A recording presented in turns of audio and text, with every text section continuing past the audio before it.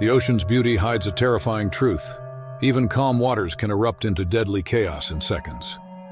From a family's nightmare cage dive off Gansbai, where a massive great white attacked with bone-crushing force, to a free diver's tragic disappearance in those same shark-infested waters, these true stories remind us how quickly adventure can turn into survival. In this video, we'll dive into 6 chilling shark encounters that prove the ocean's top predator strikes when least expected. On October 1, 2025, the Laurent family, travelers from southern France with a love for adventure, arrived at the busy harbor of Gansbai, South Africa, their hearts pounding with anticipation as they prepared to experience what they had long considered the pinnacle of oceanic thrill: cage diving with great white sharks. Julien Laurent, 45, a marine biologist who had spent his life studying ocean predators but had never confronted one at such close quarters, had convinced his wife Camille, 43, a literature teacher with an innate respect for the sea, and their 17-year-old daughter Elodie, who had inherited her father's curiosity about marine life, that the experience would be exhilarating yet completely safe under the supervision of the seasoned crew. The morning air smelled sharply of salt and diesel, seagulls wheeling overhead as the small expedition boat rocked on the swell, sunlight glinting on choppy waves that sparkled deceptively, hiding the raw power beneath. They had prepared carefully, wetsuits adjusted snugly, regulators checked twice, masks sealed, and cages reinforced with steel bars that had survived countless encounters.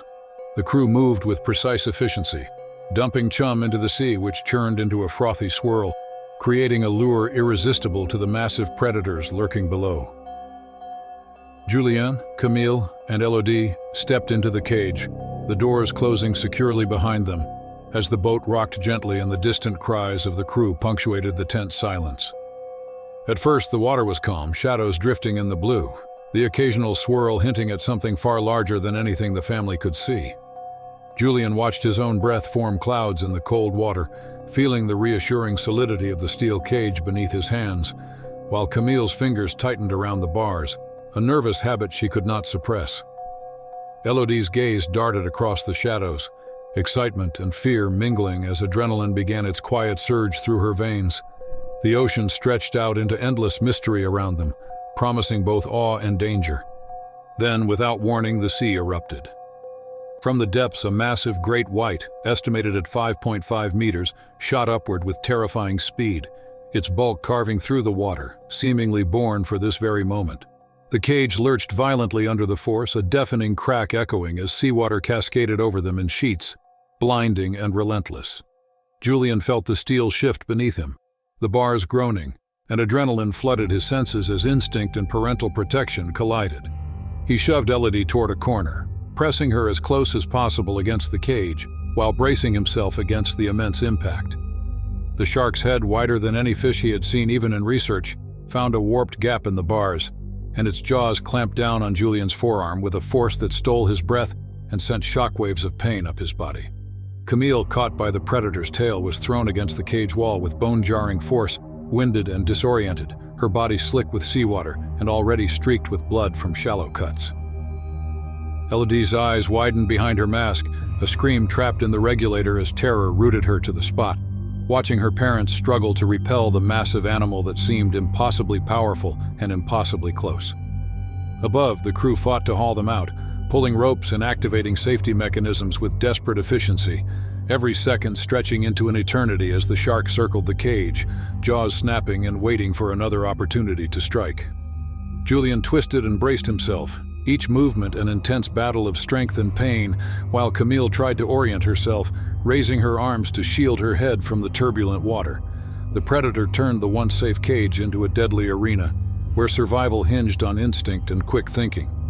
The assault escalated, the great white thrashing with terrifying energy, its body colliding against the steel with each impact, shaking the cage and reverberating through the water, a reminder that nature's power was both raw and uncompromising. Julien wedged himself between Elodie and the gap, teeth gritted as pain radiated from his mangled arm, while Camille, though dazed and battered, pressed back, fighting for breath and balance as the predator swirled violently around them. The crew finally gained leverage to lift the cage partially out of the water, creating a brief barrier that forced the shark to retreat, disappearing into the deep with a swirl of bubbles and a last lingering threat that left the family trembling and soaked, their hearts racing in unison. When the immediate danger passed, the family was hoisted aboard the boat, bodies trembling, hearts hammering, and limbs shaking from shock and exertion, each marked by cuts, bruises, and the raw memory of the encounter. The deck was slick with seawater and blood. The medics on board quickly assessed injuries. Julian's forearm was torn, muscles shredded and skin ripped. Camille bore welts and abrasions along her side, while Elodie, though miraculously spared severe physical harm, carried the invisible weight of trauma in wide, haunted eyes that refused to blink away the horror she had witnessed. The crew worked methodically, applying first aid and stabilizing the wounded as the boat sped toward the harbor. The family leaned on one another, bound by shock and relief, silently acknowledging the brutal unpredictability of the ocean and the sheer might of the creature they had dared to confront. Each moment of survival had hinged on timing, quick thinking, and unrelenting courage, and as adrenaline ebbed, exhaustion and lingering fear settled into every muscle, a tangible reminder of the day's peril. By the time they reached shore, the sun had begun to dip behind distant hills, casting long, shifting shadows over the harbor. Bloodied, shaken, but alive, Julien, Camille, and Elodie stepped onto solid ground, their hearts still racing and minds replaying each second of the encounter in vivid detail. The day forever etched in memory, as a brutal testament to nature's dominance, and a stark reminder that even carefully planned adventures can transform into nightmares in the blink of an eye. For the Laurent family, what had been a dream of close-up wonder became an unforgettable confrontation with raw, untamed power, leaving them marked not only by injury, but by the knowledge that survival is fragile, fleeting, and earned only through courage, presence of mind, and the unbreakable bonds of family when everything else is swept away. On September 14, 2024, Lucas Perrin, 28, an experienced wildlife photographer with a fascination for marine life, and his longtime friend, Marc Dubois, 29, a professional diving instructor with a calm and methodical approach to the sea, set out from a small harbor on Réunion Island, eager to document green sea turtles in their natural habitat. The morning air was humid and salty, carrying the sharp scent of ocean and algae. At the same time, the calm waters reflected the rising sun in a shimmering sheet, promising a serene day perfect for observing the elusive creatures they sought. Both men had kayaked these waters many times, familiar with the currents, tides, and the behavior of local wildlife. They carried lightweight cameras and snorkeling gear in waterproof containers, confident that the day would pass without incident. They paddled in measured strokes, scanning the surface and occasional shallow reefs for signs of turtles, noting the gentle swell beneath their craft, the way sunlight pierced the water in golden shafts, illuminating the rich marine life below. Fish darted among corals, the occasional shadow passing overhead, prompting a momentary pause as Lucas raised his camera, eager to capture every detail. At the same time, Marc charted their position, guiding the kayak through the safest waters. The ocean seemed tranquil, almost hypnotic, a world apart from the noise and chaos of their daily lives, inviting focus and calm, a place where patience was rewarded with glimpses of nature's fragile wonders. Then, without warning, the water beneath them exploded in a sudden eruption of motion, as though some enormous force had pierced the sea itself. From below, a massive tiger shark, estimated at 4.2 meters in length, shot upward with astonishing speed, its streamlined body cutting through the water like a living torpedo. The kayak lurched violently, tipping sharply to one side as the predator collided with the underside, and both men were thrown into the churning water with a force that left their limbs flailing and hearts pounding with immediate terror. Salt water filled their mouths and eyes, stinging as they surfaced gasping, adrenaline spiking in waves that made their muscles twitch uncontrollably with both fear and exertion. The shark circled them immediately, its massive head cutting arcs beneath the surface, eyes cold and unblinking, nostrils flaring as it assessed the intruders. Marc tried to maintain composure, kicking toward the overturned kayak to retrieve whatever they could, but the creature's curiosity, and likely hunger, kept it within striking distance. Lucas's chest was jarred violently when the shark rammed him, the serrated teeth tearing through the fabric of his life vest. cutting shallow but precise slashes that sent sharp pain through his torso and left him momentarily winded. Water surged around them as the predator circled back, the surface erupting with froth as it lunged again, brushing against the tips of the kayak and testing their resolve with every pass. The two men kicked frantically, desperate to gain distance, scanning the water for anything that could offer support or protection. Floating debris from a nearby wreck bobbed in the current, and they paddled toward it with trembling hands, striking the shark with improvised blows from their paddles whenever it came too close. Each strike met resistance in the water, the impact vibrating up their arms but proving at least momentarily effective in forcing the predator to retreat. Every second felt like a lifetime as the men's hearts pounded, muscles screaming with fatigue, yet the shark remained relentless, circling and snapping in arcs that sent towering waves spilling over their heads, turning the calm waters they had so admired into a roiling, chaotic battlefield. Hours, or what felt like hours, passed in this tense struggle, though in reality only minutes had elapsed.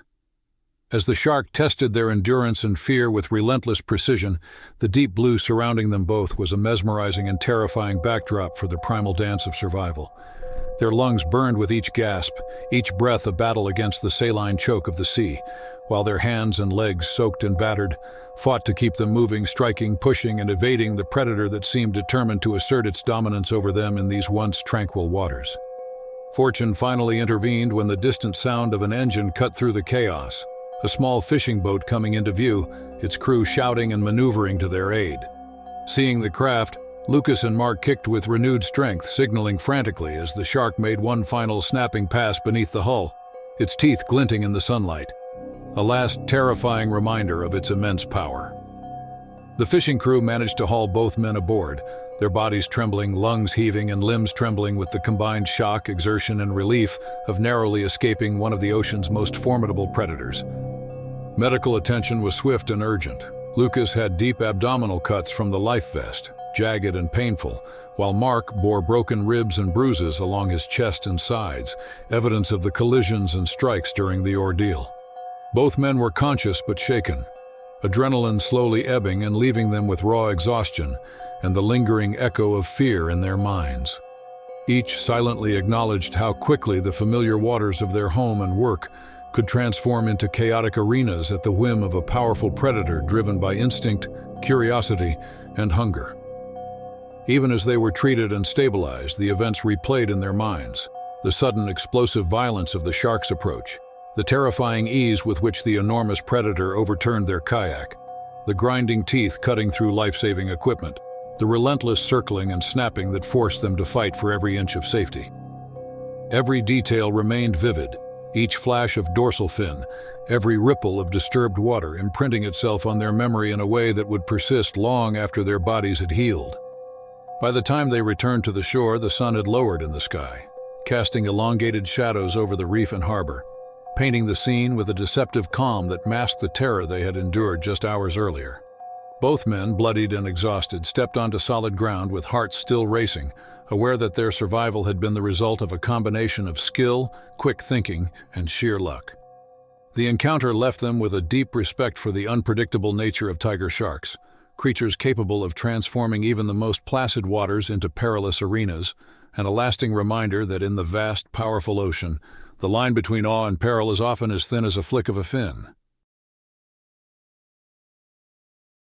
On March 18, 2017, the Royal Australian Coast Guard received an urgent alert from the Albany Maritime Dispatch Centre, reporting a small yacht adrift near a submerged reef off the rugged southwestern coast of Western Australia, its hull listing dangerously as waves pounded the rocky outcrop, raising immediate concerns of fuel leakage and potential environmental damage. Liam Foster, 32, a seasoned diver and rescue specialist with over a decade of experience in the treacherous waters of the Southern Ocean, was part of the three-person dive team tasked with inspecting the capsized vessel and mitigating hazards, joined by fellow divers Marcus Hayes, 35, an engineer with years of dive rescue experience, and Daniel Reed, 29, a meticulous navigator and underwater surveyor whose calm demeanor often balanced the more impulsive tendencies of his teammates. The sky was gray and overcast, with winds gusting unpredictably as the team prepared to enter the choppy water. The sea below was turbulent, with currents that twisted around hidden rocks and coral heads. making even routine dives a calculated risk. The divers suited up quickly, checking their regulators, buoyancy devices, and emergency lines. Their movements were precise, having been honed through countless drills, yet tempered with a quiet tension born from the knowledge that the Southern Ocean could turn violent in seconds. The boat lurched beneath them, waves spilling over the rails as they approached the reef, and the scent of salt and diesel hung thick in the air, mingling with the faint tang of seaweed carried on the wind.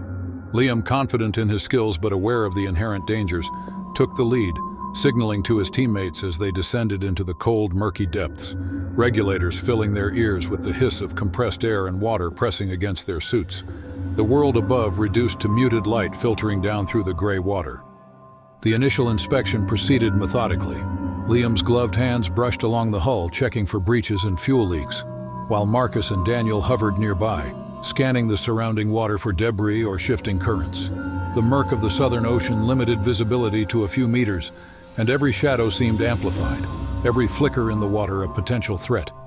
The divers were aware of the possibility of large predators in these waters.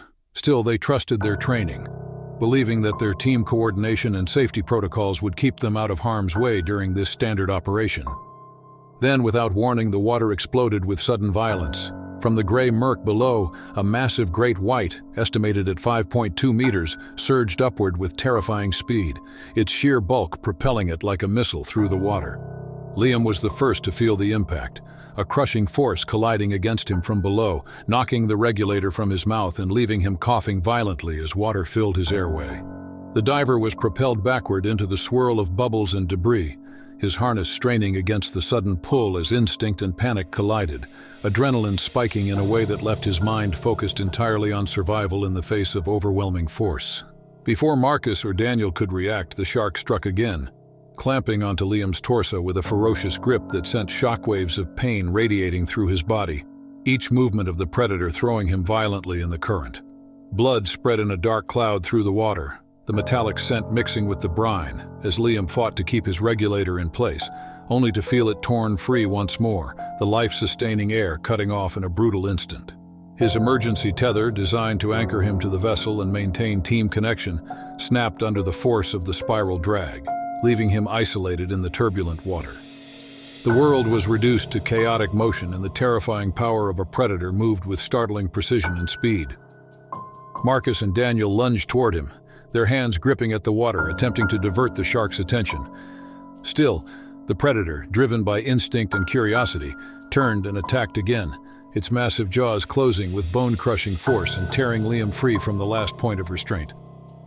Each thrash of the great white sent shockwaves through the surrounding water, displacing debris and sending the remaining divers spinning in currents they could neither anticipate nor control. The scene was a maelstrom of bubbles, blood, and the inescapable violence of nature unleashed. Above, the rescue boats strained their engines against the swell, the crews shouting over wind and waves, deploying ropes and poles in desperate attempts to reach the divers, their eyes scanning the dark water for any sign of survival. Minutes stretched interminably, each tick of the clock a reminder of the lethal power lurking beneath the surface. At the same time, Liam's body was swept away in the shark's relentless thrashing, fragments of harness and gear the only evidence of his struggle as he vanished from sight. Marcus and Daniel fought to maintain their own positions, battered by currents and terror, their lungs burning, hearts pounding with a mixture of fear and professional urgency, knowing that even a brief distraction could prove fatal in these waters. When the boats finally reached the last known location, the aftermath was stark. Only fragments of diving equipment remained, torn gloves, a regulator clipped to nothing, and sections of harness floating among the turbulent waves, blood seeping into the gray swell like ink in water. Liam's absence left an invisible void, the weight of his loss pressing on the surviving divers as they were pulled aboard, shivering and soaked, their minds struggling to process the sudden violent rupture of a mission that had begun with routine precision and confidence. Back on the harbor, the Coast Guard initiated a thorough review of the incident, confirming the presence of a massive great white in the area, but was unable to retrieve Liam's body. For his teammates, the experience remained indelibly etched in memory. The sudden eruption of power from the depths, the violent contact that tore equipment and threatened life, the cloud of blood spreading and distorting the water around them, and the moments of desperate effort to save one of their own before the unforgiving currents and predators claimed him entirely. The mission, intended to prevent environmental damage and maintain safety, had ended in tragedy. A sobering testament to the unpredictable dangers that even the most skilled and prepared rescuers face when confronting nature at its most raw and unyielding. Though seasoned divers Marcus and Daniel returned from that day changed. Their understanding of the ocean's power had intensified, and the terror and skill displayed by the Great White were a stark reminder that experience could never eliminate risk. That survival, even in the hands of experts, often depended on chance, timing, and the merciless randomness of predator and sea. Liam Foster, one of the coast's most respected rescuers, was lost to the deep, leaving behind a legacy of professionalism, courage, and an enduring reminder of the gulf between human preparation and the uncontainable force of nature that moves beneath the waves, unseen and indifferent to human ambition or effort. On January 12, 2025, 8 tourists from Canada and Europe arrived at the hotel strip of Cancun, Mexico, excitement radiating as they prepared for a banana boat excursion that promised sun-soaked thrills across the turquoise Caribbean. Among them were Liam and Sophie Reynolds, a young couple from Toronto; Alex Muller, a 24-year-old German traveler seeking adventure; Clara Dubois, a 27-year-old from Paris who had never tried such a ride; and 4 others, their laughter filling the air as the crew explained the safety procedures. Life vests were fastened snugly, the inflatable banana boat secured to the motorized tow vessel, ready to skim across the waves. The morning sun glinted on the water, the surface sparkling deceptively, hiding the currents and unseen life beneath that carried both beauty and danger. The ride began smoothly, the banana boat bouncing over choppy swells, passengers gripping handles tightly as the vessel soared over crests and plummeted into troughs. Wind whipped through hair, salt-stung faces, and laughter mingled with adrenaline as the crew pushed the boat faster, each wave a playful challenge. Lucas, the guide, maintained focus, confident that proximity to the shore and safety procedures made the excursion low risk. However, the Caribbean waters were home to large predators that could appear without warning. Then in an instant, chaos erupted. As the tow vessel executed a sharp turn, the nylon rope connecting the banana boat snapped, sending the passengers tumbling into the water roughly 150 meters from shore. Initial shock left limbs flailing, laughter dissolving into panic as everyone struggled to stay afloat. Saltwater burned eyes and mouths, and the current tugged unpredictably at bodies, separating the tourists and leaving each isolated and vulnerable. From the depths, a shadow emerged, moving with deliberate grace and deadly intent. A 3-meter bull shark, drawn by the splashing and scent of minor injuries from the fall, surged toward the nearest swimmer. Its first attack was swift and merciless. It clamped onto Alex Muller's leg, serrated teeth cutting through fabric and flesh, dragging him beneath the surface in a twisting, violent motion that sent shockwaves of terror through the remaining tourists. Clara flailed and screamed, water churning around her. At the same time, Liam and Sophie kicked desperately, trying to reach safety and shield others, adrenaline overriding fear just long enough for instinct to take control. The predator circled back immediately, striking again and clamping onto another tourist's thigh, the force throwing him backward in the waves, ribs jarring painfully as terror consumed him. Screams echoed across the water, mingling with the roar of the towboat's engine as Lucas signaled frantically to lifeguards patrolling nearby on jet skis. Accelerating toward the scene, the rescuers struck the water. They maneuvered aggressively, attempting to divert the shark's attention. But every pass of the predator churned the water into white froth, blood spreading in dark clouds around the struggling group. 2 lifeguards reached the most severely injured, hauling Alex and the man bitten in the thigh onto jet skis, racing toward shore while striking the water to deter the shark. Alex's leg was critically damaged, blood streaming freely while the second man clutched his thigh, pain and shock overtaking him. The other passengers, exhausted and trembling, clung to floating debris, hearts hammering, aware that survival had hung on a delicate balance of instinct, timing, and sheer luck. By the time all survivors were safely ashore, the playful excursion had been transformed into a grim tableau. Sand was streaked with blood, life vests lay scattered, and the air was heavy with shock, disbelief, and the fading hum of adrenaline. Paramedics stabilized injuries, cleaned wounds, and offered blankets to shivering, traumatized tourists. At the same time, their minds replayed every horrifying second. The snap of the tow rope, the violent tumble into the water, the first vicious bite, the circling predator. and the desperate struggle to reach safety with only jet skis, paddles, and instinct as allies. Even as authorities debriefed the group, the scene lingered vividly in their memory. The turquoise water transformed into a battlefield of primal fear. Each shadow now a potential threat, each splash a signal of danger, every detail etched into their minds with unforgiving clarity. What had begun as a playful, high-speed adventure became a confrontation with a creature perfectly adapted to dominance in its environment. A living reminder that the ocean, for all its beauty, could turn from leisure to life-or-death terror in seconds. For the 8 tourists, the day's events left an indelible mark, teaching the harsh lesson that even shallow, sun-drenched waters could hide immense power, and that the line between thrill and peril in the open sea is narrower than anyone can anticipate. The Caribbean, once a playground of sun and waves, had become a vivid testament to the unpredictability of nature and the fragile margin on which humans. On August 17, 2024, the sun-drenched beaches of the Canary Islands were alive with the sounds of a summer festival, music booming, crowds cheering, and the smell of salt and grilled seafood mingling with the sharp tang of sunscreen and ocean spray. Among the scheduled events was a highly anticipated jet ski show, featuring daring stunts meant to thrill spectators along the golden sand. Luis Ortega, 26, a professional stunt rider with years of experience navigating waves and performing precision maneuvers, was the star of the finale, known for his fearless approach and technical skill. Clad in a brightly colored wetsuit and armed with only his life vest and jet ski, he had spent the morning rehearsing jumps and spins, confident that the combination of timing, speed, and safety protocols would ensure a flawless performance. The crowd watched eagerly as Luis executed the final run of the show, weaving through buoys and arcs of spray, performing backflips and wheelies with practiced grace, the sun glinting off the water in a dazzling display.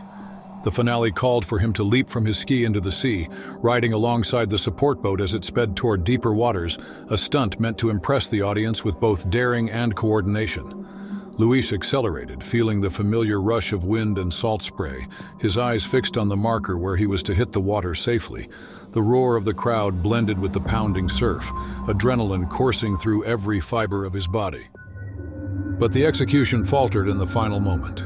Instead of landing near the boat's protective hull, a slight miscalculation of speed and angle, combined with the uneven swell of the late afternoon sea, sent him splashing down far from the intended zone. His body plunged into water deeper and colder than anticipated, separated from both the craft and the buoyant safety devices meant to protect him. For a fleeting instant, the world was a blur of spray and sunlight, his limbs flailing instinctively as he tried to orient himself, aware that the support boat seemed further away than it should have been. The choppy water pushed him slightly beneath the surface with every passing wave. From the depths below, movement caught the eye of a predator. A 3-meter shortfin mako, fast, streamlined, and driven by instinct, surged upward at incredible speed, drawn to the commotion and the frantic splashes that resembled struggling prey. In a single explosive motion, it collided with Luis's side, teeth sinking deeply into his upper arm and spinning him violently in the water, the force of the impact sending shockwaves through his body. Blood erupted around him, crimson spreading in the clear blue, twisting and churning in eddies that reflected both the sunlight and the sheer violence of the attack. Pain radiated in every direction, muscles torn, skin shredded, yet his survival instinct surged, heart hammering, lungs gasping against the cold, the chaos of predator and sea merging into an overwhelming storm of sensation and terror. Rescue efforts were immediate. Crew aboard the support boat and lifeguards stationed on nearby jet skis raced toward him, poles striking the water in frantic arcs to ward off the predator, splashing aggressively to signal that the human was not easy prey. Every movement of the mako was lightning fast. The predator circled and snapped within inches of Luis, testing, striking, and retreating only to return seconds later, its immense energy and natural aggression on full display. Each pass threw water into violent roils, twisting Luis's body in currents beyond his control, shredding his wetsuit and life vest, and leaving him exhausted as blood mixed with the salt spray. A vivid reminder of the danger inherent in a creature built to dominate the open sea. The shark struck twice more, circling fast and snapping, each pass precise, its head cutting through the surface with a fluid, terrifying grace that seemed almost mechanical in its efficiency. Luis fought to protect himself, raising his legs and twisting his body, striking out where he could, but the attacks were calculated, overwhelming, and utterly relentless. Observers on the beach could only watch in horror as the cheers of moments before were silenced by gasps and the frantic cries of rescuers commanding the water.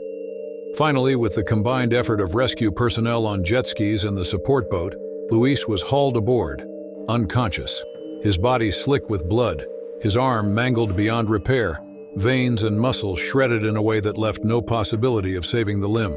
Medics on site worked rapidly to stabilize him, compressing wounds, administering fluids, and preparing for rapid transfer to a hospital on the island. At the same time, the shocked audience and crew processed the sudden transformation of a planned spectacle into a scene of primal terror. The aftermath was a grim contrast to the spectacle intended for entertainment. Equipment lay scattered, spray and blood mixed across the water, and spectators huddled together, many in disbelief at the rapid, brutal sequence of events that had turned a summer festival into a life-altering emergency. For Luis, the attack marked not only a physical loss but a profound encounter with the raw, unrelenting aggression of one of the ocean's fastest and most unpredictable predators.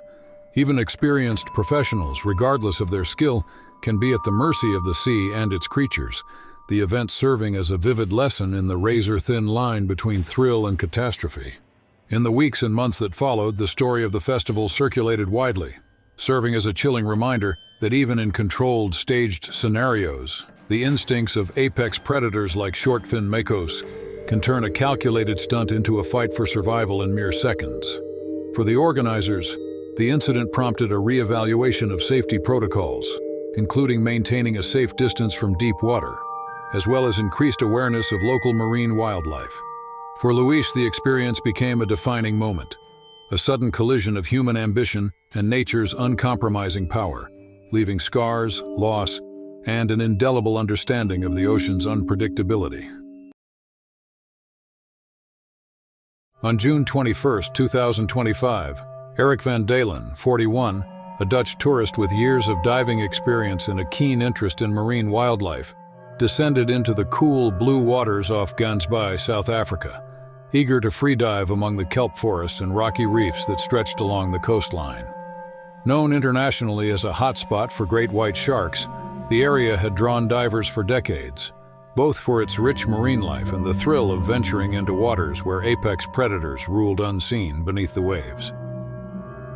Eric had joined 3 friends on the morning dive, all seasoned enthusiasts who were confident in their skills and buoyed by the relatively calm day, with mild water temperatures and decent visibility for the season. They carried minimal gear, a wetsuit, weight belt, and camera, intending a leisurely exploration rather than a deep or prolonged descent, hoping to capture images of fish, rays, and the occasional curious seal as they moved silently through the swaying kelp. The initial dive proceeded as expected, with Eric gliding gracefully beneath the surface, camera in hand, adjusting fin strokes and breathing to maintain a slow, deliberate pace that allowed the water to envelop him in near silence. The only sounds the occasional rasp of exhaled bubbles and the distant call of seabirds from above. His friends followed at a safe distance, noting the sunlight streaming through the water and illuminating the undulating strands of kelp, painting a mesmerizing, almost hypnotic tableau across the sandy seabed. For nearly an hour, the dive remained tranquil, each moment steeped in concentration and calm, until an unseen presence shifted the current of events in an instant, turning serenity into sudden, irreversible chaos. When his friends surfaced, Eric was gone. At first, they thought he had simply ascended ahead or drifted slightly, but the buoy he had tied to himself bobbed lifelessly, and the camera floated nearby, lens glinting in the morning sun. Panic set in immediately, and they called for assistance from the dive boat, alerting the crew to the potential loss of a diver. A frantic search ensued, divers and crew scanning the area systematically, dragging fins and peering beneath the kelp canopy, but the water betrayed no clues. Minutes stretched to hours, with tension mounting as each sweep of the area yielded nothing more than drifting kelp and small fish. The silence between the searchers was almost oppressive in its intensity. Near the kelp line, about 20 meters from the surface entry point, the searchers discovered torn remnants of a weight belt, and further along, a shredded fin, fabric, and rubber, all jaggedly torn, lying in the gentle sway of the current. The signs were subtle but unmistakable. suggesting a sudden, violent encounter that left the diver incapacitated almost instantly. Divers spoke in hushed tones, exchanging glances heavy with disbelief and fear, as they recognized the telltale patterns of predatory activity in waters known for their great white sharks. Local authorities joined the search, deploying sonar and small submersibles, but as hours turned into a full day, hope began to diminish. By the second day, Eric's body remained elusive, swallowed by the vast, opaque blue that cloaked the coastline and the creatures that roamed it unseen. The grim breakthrough came unexpectedly. A 4.9-meter great white, captured for a routine tagging program in the same area, was brought aboard for examination. Marine biologists performed a careful dissection, documenting every detail of the shark's diet and physical condition. Inside the stomach, they found fragments of a wetsuit, a dive computer, and human tissue, which was later confirmed through forensic analysis to belong to Eric Van Dalen. The findings painted a chilling picture. The diver had been ambushed near the surface, likely bitten once and dragged under with such speed and efficiency that his companions had no chance to intervene, leaving the ocean around him deceptively calm as the predator executed its attack. Locals and diving guides, long accustomed to sightings of great whites in Gansbai, reacted with a mixture of horror and solemn respect. Even in a relatively shallow zone considered safe for recreational free diving, the event demonstrated the unpredictability and decisiveness of these apex predators. Experienced divers spoke of the stealth with which great whites could approach, striking without warning, and how easily even a well-prepared individual could be overwhelmed in seconds. The incident reminded them that proximity to land, familiarity with currents, or adherence to common safety measures did not guarantee protection from a creature built for power, speed, and precision. For Eric's friends, the loss was immediate and devastating. They had witnessed the preparation, the excitement, and the quiet exhilaration of exploring familiar waters, only to face the incomprehensible absence of a companion, their memories of laughter and shared adventure replaced by horror and grief. Rescue personnel and marine authorities coordinated follow-up efforts, posting warnings to nearby diving operations and issuing advisories. Still, the vast and indifferent ocean had claimed its victim, leaving little trace of the encounter beyond fragments of gear and the findings inside the stomach of the tagged shark. The dissection results became both a confirmation and a cautionary tale. Investigators concluded that Eric had been taken with almost surgical efficiency, the predator's bite and drag leaving nearly nothing recoverable outside of its own digestive system. For the wider diving community, the incident reinforced a sobering lesson. Apex predators do not distinguish between experience levels, dive plans, or zones labeled as safe. Their presence is constant, their hunting instincts acute, and their power overwhelming. Even in a controlled group dive, even in waters familiar to the most seasoned enthusiasts, one miscalculation or one moment of misfortune could result in irrevocable loss. In the days following the discovery, discussions among local operators and visiting divers emphasized the importance of vigilance, the necessity of safety equipment, and the respect due to creatures that ruled the underwater realm. Eric's disappearance and the subsequent confirmation of his death served as a stark reminder of the gulf between human confidence and the unpredictable force of nature. The great white shark's silent and decisive strike, leaving a permanent mark on the community and underscoring the sobering reality that, beneath the tranquil surface, the ocean could harbor lethal danger in a heartbeat.